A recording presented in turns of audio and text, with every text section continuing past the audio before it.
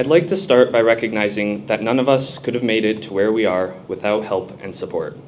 Thank you, all teachers and parents here, for giving us this great foundation for our future.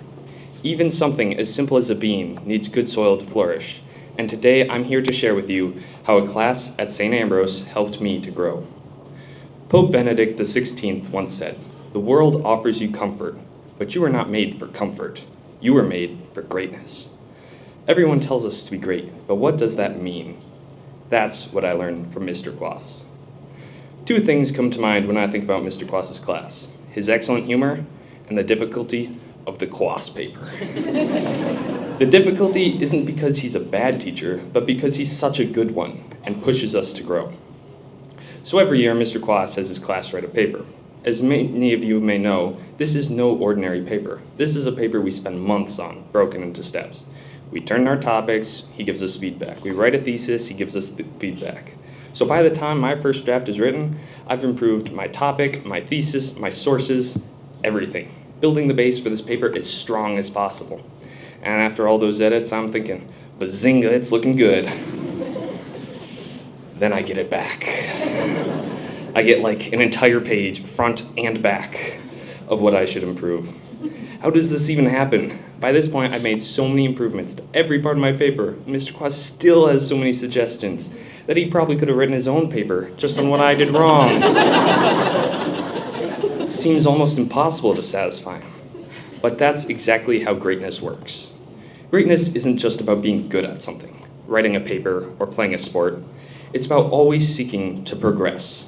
In medicine, complex practices like lobotomies, which were once considered normal, were replaced as people sought to improve, and they found much safer ways forward. Great athletes don't just get good and then sit on the couch eating potato chips. They keep training. Matthew chapter 5, verse 48 says, "Be perfect, as your heavenly Father is perfect."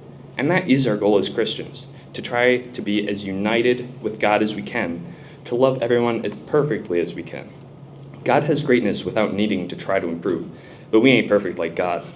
For us humans, greatness means you are always trying to grow, whether that is on a paper, in a sport, or in your relationship with God. Now, when I got that sheet of suggestions the first time, my thought was, no, that's so much more work to do. But thinking back, it's kind of crazy. Mr. Quas not only took the time to read my 20-page paper and point out my typos, but he read it so closely as to be able to help me improve it at a deeper, fundamental level, and then took the time to explain it all for me. And he did that for like 60 students. That, ladies and gentlemen, is a second takeaway about true greatness: seeking to become your best for others.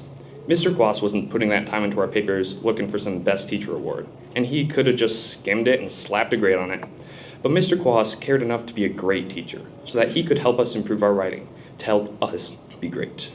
Yeah, it's cool to ace a test or to win a prize or to come first in a competition, but true greatness is focused on helping others as seen in Jesus on the cross. If you become a parent, strive to always become better for your children. If you become a priest, strive to always improve for your parish. Whatever life brings you, and especially in your relationships with God and with others, be great.